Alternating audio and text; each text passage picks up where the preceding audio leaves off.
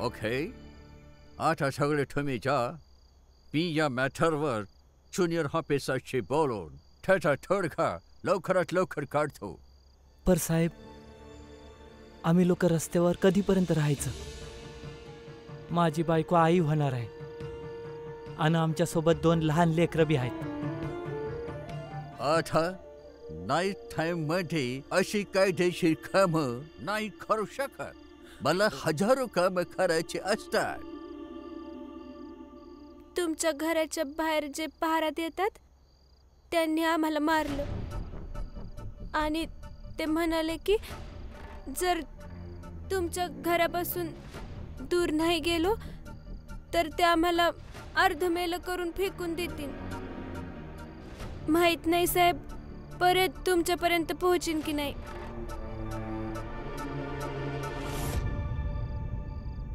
Sir, कायद्याचा दिवस रात्र, ही वेळ ती वेळ याच्याशी काय संबंध?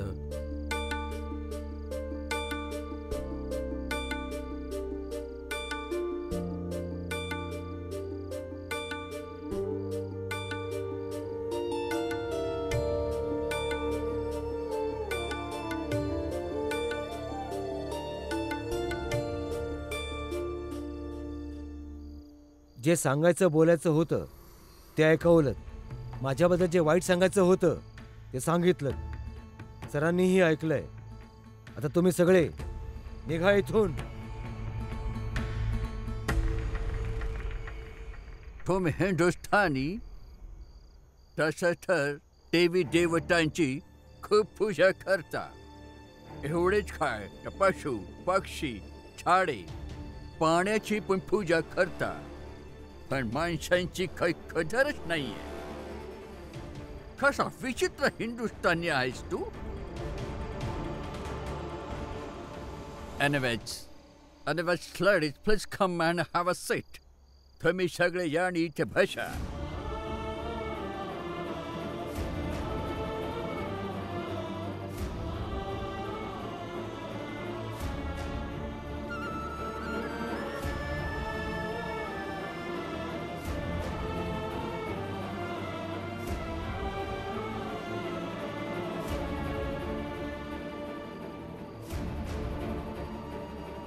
पुरंजन, ये. हे सगळ्यांसाठी चहा ना? हो साहेब.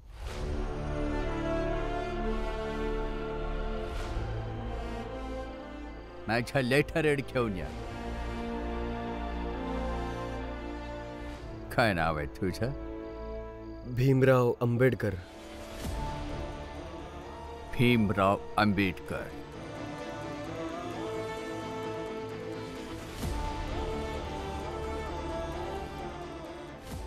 तोपर्यंत मी ह्यांच्या बाजूने यांची ऑर्डर लिहितो.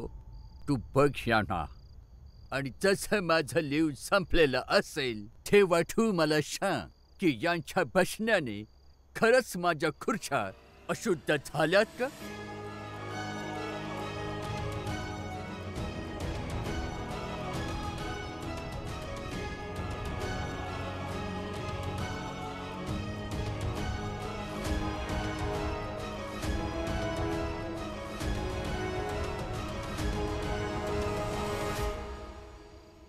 उद्या त्यांना त्यांच्या जुन्या घरी शिफ्ट करून टाका.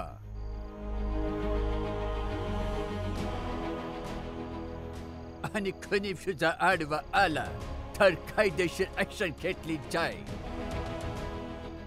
आणि त्यांना सांगा, जर ते रेंट देत आहेत तर जात धर्माच्या नावावर त्यांना कोणी काढू शकत नाही. And that's my final order. ह्या चहा प्या.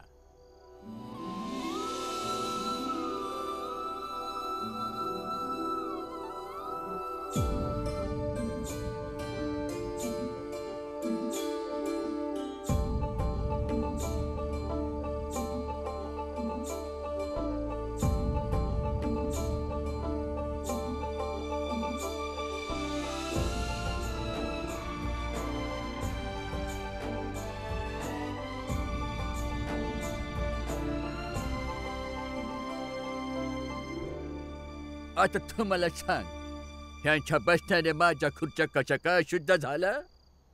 सर, आमच्या धर्माच्या मान्यतेनुसार या लोकांच्या आत जाण्याने जेव्हा मंदिर अपवित्र होऊ शकतं, तर मग हे घर, ह्या खुर्च्या पण अपवित्र होऊ शकतात. ठीक आहे, तुमची परंपरा काही सांगू दे, पण ही ऑर्डर फॉलो झाली पाहिजे.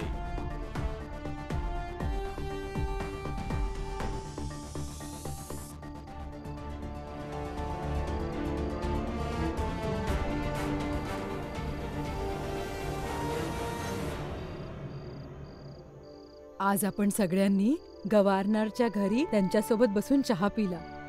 हे सगळं आपल्या भीमामुळे झालं, हो ना दादा? होय मीरा, खरंच आहे. भीमाची युक्तीच कामाला आली, नाहीतर काय माहीत कधी गव्हर्नर भेटले असते आणि कधी आपलं काम झालं असतं. जिजाबाई, आता भीमला टोमणे मारणं बंद कर हा, की तो आता घरासाठी काही काम नाही करत. आपण जेव्हा पण अडचणीत असतो तेव्हा भीमच आपल्याला त्यातून सोडवतो. वय आई, तू भीमला टोमणं नग मारूस, कुणाला बी आवडत नाही. आत्या, थांबा ना. काय झालं रमा?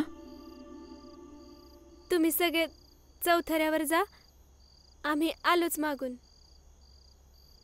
ठीक आहे, जा. चल चल पोरा. चला. अगं, काय झालं? तुमचा विज्ञानाचा अभ्यास एकदम बेकार आहे. आता मध्येच विज्ञान कुठून आलं? तसं तर तुम्ही मला कुठं फिरायला घेऊन नाही जात. लग्नाला 3 वर्ष झाली. मी 30 वेळा तरी म्हटलं असून की मला समुद्र किनाऱ्यावर घेऊन चला, पण तुम्ही नेहमी काही ना काहीतरी कारण सांगत असता. विचार केला, आज औषधाच्या नावावरच समुद्र तर नाही, निदान रस्त्याच्या किनारे तरी फिरू. पण तुम्ही थकले असाल तर राहू द्या.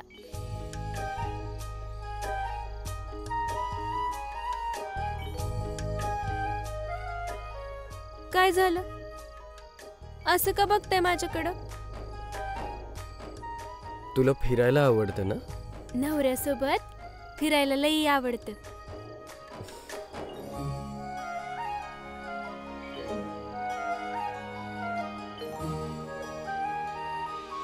चला.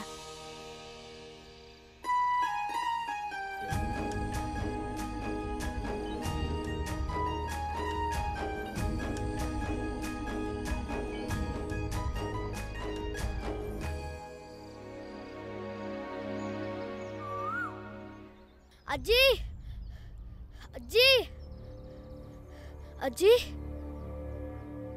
आजी, काय झालं? आजी, भीमदादाने त्याच्या घरातले चाळीत परत येत आहेत. आता ते इथेच राहतील.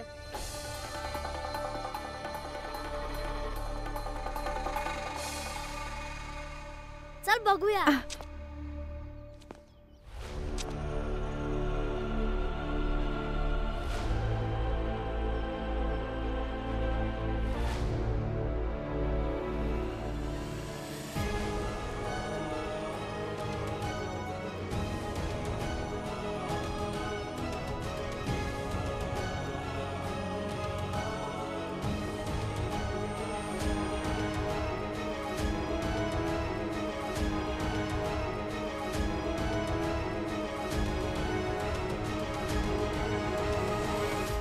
भीमराव,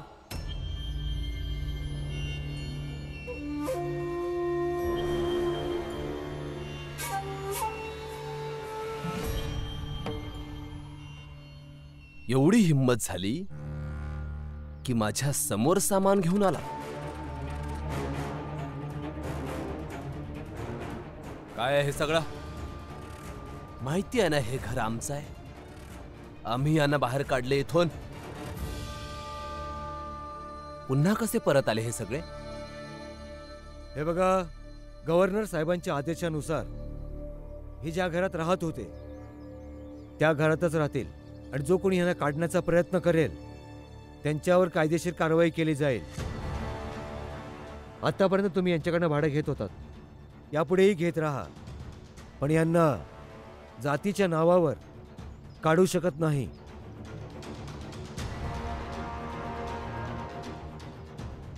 असं कसं म्हणू शकतात गव्हर्नर साहेब? फक्त बोलले नाहीयेत, लिखित आदेश काढलाय त्यांनी. त्यामुळे तुमचं जे काही सामान आहे ते काढून घ्या. आम्ही लोक वाट बघू.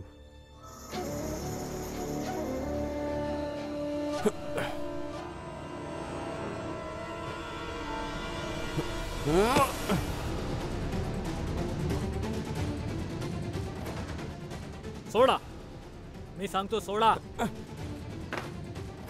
हे बघा, तुम्ही असं नाही करू शकत, नाहीतर तुम्हाला पोलीस ठाण्यात न्यावं लागेल. नाही नाही, असं करू नका. ह्यांचा राग रास्त आहे, यांची चिडचिड पण रास्त आहे.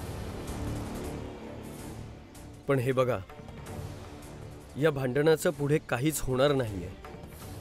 ह्यामुळे हे सगळं इथेच थांबवूयात. तुम्ही विसरून जा, मी पण विसरून जाईल तुम्ही ही काठी उगारली होती. वाद संपला नाहीये भीमराव, शत्रुत्व तर आत्ता सुरू झालंय.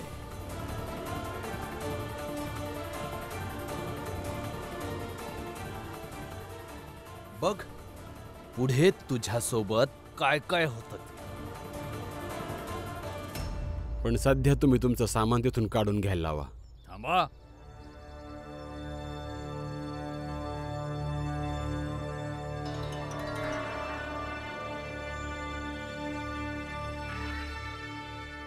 मी या जागेचा मालक आहे. आमचं सामान कोणी कसं काय काढू शकतो? सरकारी आदेश आहे, काढावं तर लागेलच. काढा तुमचं सामान की मी तुमचं सामान बाहेर काढू? ए थेरडे, खूपच ऐपत वाढली वाटतं. तुम्ही सगळे भोगणार. आजपासून या चाळीमध्ये भीमराव जितके दिवस राहणार, तुम्हा सगळ्यांची शिक्षा तेवढीच जास्त वाढेल.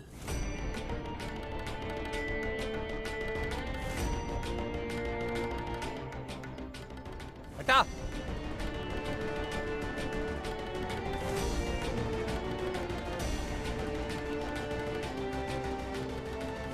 तसं तर आम्ही तुमच्या पक्षातले आहोत, परंतु गव्हर्नर साहेबांचा आदेश आहे, हे मान्य करण्यातच तुमचं भलं आहे.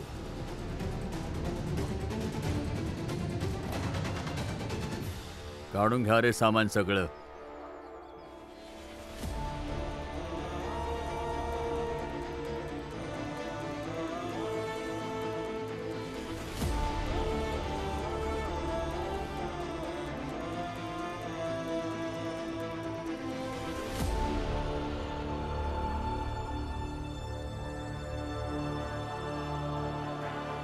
थांबा.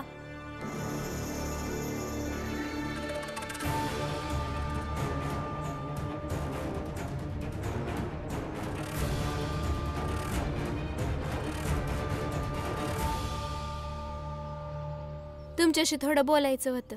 तू पण बोल आज. जेव्हापासून तुम्ही सांगून गेले होते तेव्हापासून विचार करते.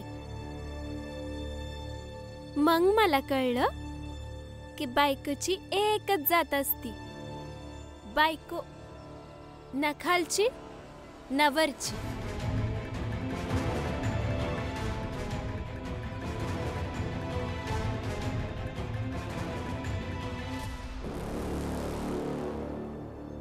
खूपच बोलताना तुम्ही लोक आजकाल.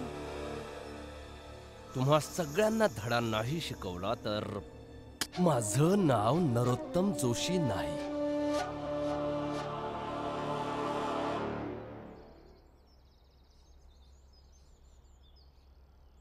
भीम, गव्हर्नर साहेब कसे व्यक्ती आहेत आणि ते स्वतः तुमच्याशी भेटले? सांग ना. हो आजी, ते स्वतः आम्हाला भेटले. मला बी एकदा त्यांना भेटायचे आणि बघायचंय कसले व्यक्ती आहेत ते. आयुष्यात पहिल्यांदा असा व्यक्ती आपल्या पक्षात बोललाय. तो माणूस नाही, देव हाय देव. नाही आजी, त्यांना देवता नका बनवू. चांगल्या समाजासाठी देवतेची नाही, चांगल्या माणसाची गरज आहे.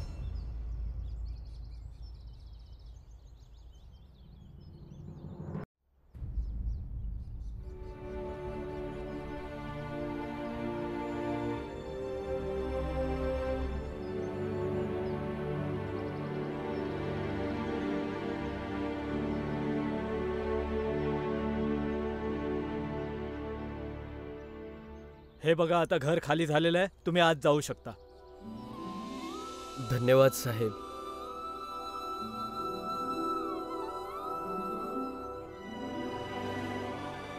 बाबा,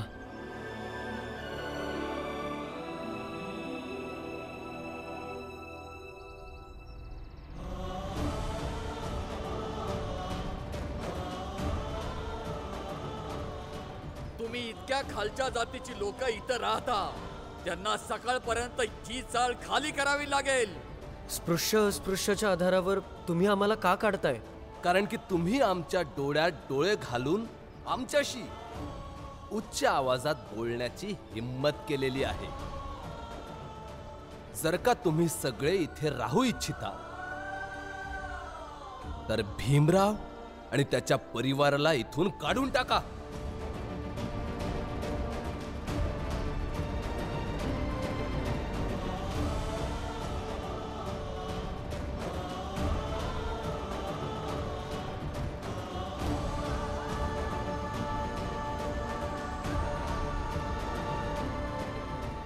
काय भाऊ,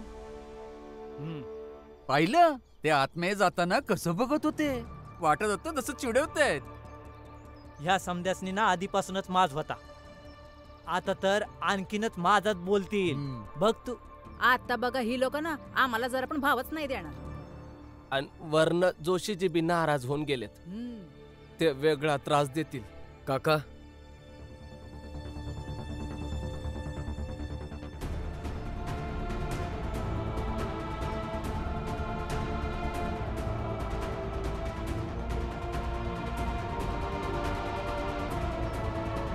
नाराज होऊन देखील काय करणार आहेत ते लोक? नाराजगी जर योग्य नसेल तर ती उगाचची जिद्द होऊन बसते. मी आधी जसा तुमच्यासाठी होतो तसाच आज देखील आहे. आधी तुम्ही माझं कुटुंब होतात आणि आज देखील आहात. आणि आधी मी तुम्हा सगळ्यांचा भीम होतो आणि आजही भीमच आहे. आपल्याला एक गोष्ट लक्षात ठेवायला पाहिजे, ती ही की जर आपण एकत्र नाही राहिलो तर जोशीसारखी माणसं आपल्याला नेहमी हाकलून लावते. गरीब आणि दुबळ्या माणसांची सगळ्यात मोठी ताकद असते त्यांची एकता. आणि ही गोष्ट तुम्ही सगळे नेहमी लक्षात ठेवा. आणि जेव्हा आज आमच्या कुटुंबाला तुमच्या मदतीची गरज पडली तेव्हा तुम्ही सगळे वेगळे झालात. मी तक्रार नाही करत आहे, फक्त सांगतोय. सांगतोय पर यासाठी की उद्या आमच्यावर कुठलं संकट आलंच तर आपण एकत्र राहू. तेव्हाच आपण जोशियानं त्यांच्यासारख्या लोकांकडून येणाऱ्या संकटावर मात करू शकतो. वय आता हे लोक गव्हर्नर साहेबांना भेटून आलं तर यांना वाटतं या समद्यात समजदार आणि हुशार हीच लोक आहेत. हे प्रवचन देत राहणार आणि आपण सगळं ऐकून तसंच करत राहू जसं आपल्या समद्यांकडं आपली कुठली अक्कल आहेच नाही. आम्ही समजे तर बाबा जिग्नेश भाऊच्या सोबत आहोत. मी पण. चला हो, चला भाऊ, चला. चला आपलं काम करू. नाही आपलं तर काम काय? करू.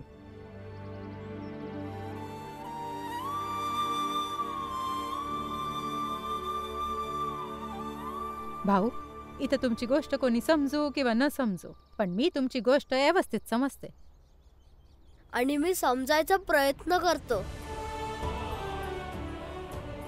हो रामजी भाऊ, आम्ही समद तुमच्या सोबत आहोत.